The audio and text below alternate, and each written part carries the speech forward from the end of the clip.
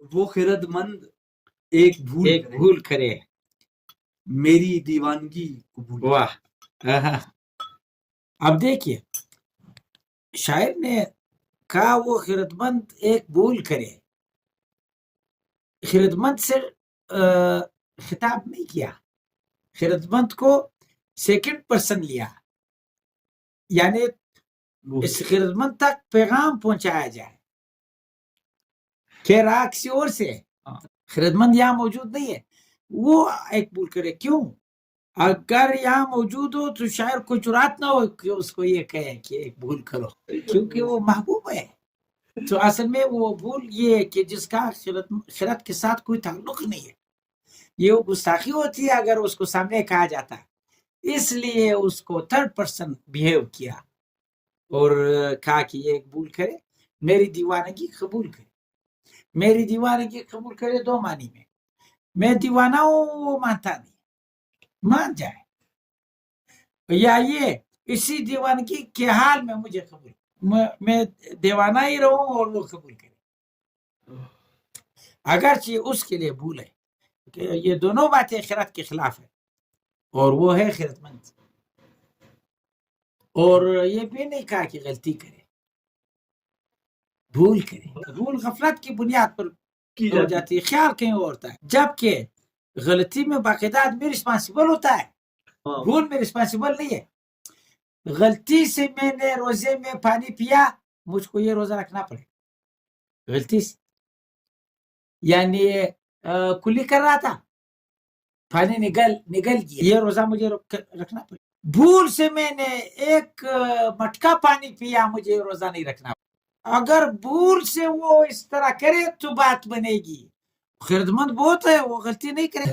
اچھا سر، یہ خیرت اگر اس کو ایک تو ایک پرسپیکٹیو آپ نے بتایا، ایک پرسپیکٹیو یہ بھی تو ہے کہ جو عقلی تقاضے ہیں دنیا کے، اس میں تو معصومیت کی کوئی گنجائش ہی نہیں۔ اصل میں آپ نے آپ لوگوں کو خود عاشقانہ خمار میں رکھا، تو پھر تشریحات اس سمت آئی۔ اگر اس کو عالمی پس منظر میں دیکھا جائے یا کائناتی تناظر میں، بالکل، اگر اس کا بھی تو پھر اس کا مطلب یہی ہے کہ جو جس خرچ سے کائنات چل رہی ہے، اگر کبھی کبھی ایسا ہو کہ خیرت مندی کے بغیر کسی کے ساتھ اچھا ہو جائے، کسی معصوم اور سادہ کے ساتھ، کسی دیوانہ کے ساتھ اچھائی ہو جائے اس کائنات میں، یہ ایک آرزو شاعر نے پیش کی، اور کائنات کو خیرت کا اقبال نے بھی کہا ہے جو خدائی اہتمام خوش تر ہے، خدا وندہ خدائی درج سر ہے، ولیکن بندگی استغفر اللہ، یہ درد سر نہیں درد جگر ہے۔ سر یہ شعر دیکھیں کہ کسی تلوار سے نہیں ہوگا، کسی تلوار سے نہیں ہوگا، پھول کا کام ہے سو پھول۔ واہ واہ واہ، اس خیال میں تضاد کی یعنی تضاد کی کوئی حد ہوتی ہے، بلکہ اس خیال میں تضاد کو تناقض کے طور پر پیش کیا ہے اس شعر میں۔ پھول کا کام پھول کرے، تلوار سے نہیں ہوگا کام، کیا یعنی معاملہ یہ چل رہا ہے کہ تلوار سے پھول کا کام لیا جا رہا ہے، تو شاعر کہتا ہے کہ یہ کام پھول کا ہے، اس سے زیادہ مشکل ہے،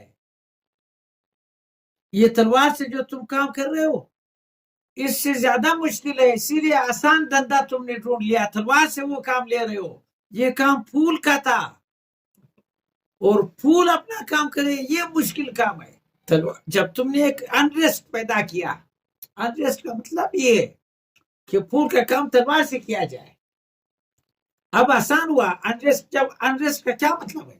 انریسٹ کا یہ مطلب ہے ابھی قانون کی پابندی آپ کو نہیں کرنی، آپ آزاد ہو گئے، یہ پھول کا کام تھا کہ آپ پابند رہتے، آپ قانون کے تحت رہتے، یہ پھول کا کام تھا، پھول کو کرنے دیتے، اب قانون کو تلوار سے توڑ رہے ہو، اور قانون تلوار سے ٹوٹتا ہے، تم توڑ چکے، کام یہ نہیں کرنا تھا، قانون کو توڑنا نہیں تھا، پھول کا کام ہے سو پھول کرے، قانون کے حوالے کرو کیا فیصلہ آئے گا. تم نے تلوار کے حوالے کیا, تلواریں اگائی ہے, تلواروں کا باغیچہ. تلواروں کا باغیچہ دیکھ کر کوئی یہی کہے گا پھول کا کام ہے سو پھول کرے. کہ پھول کا کام ہم نے اتنا فراموش کر دیا کہ پھول کا کام ہوتا کب ہے, تلوار کا کام ہوتا کب ہے. یہ تو تم نے اٹھا لیے تو کام شروع کیا. یہی پھول اٹھاتے, تلوار کی جگہ پھول پھینکتے, اور پھر ہم دیکھتے کہ لوگ ڈھال پیش کرتے یا دامن پیش کرتے.